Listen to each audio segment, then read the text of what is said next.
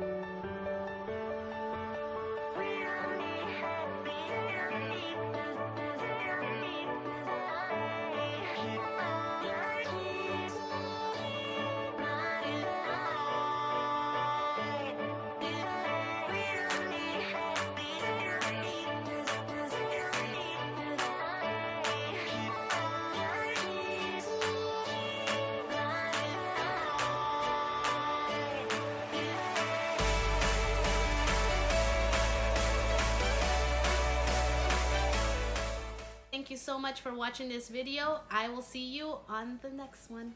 Bye.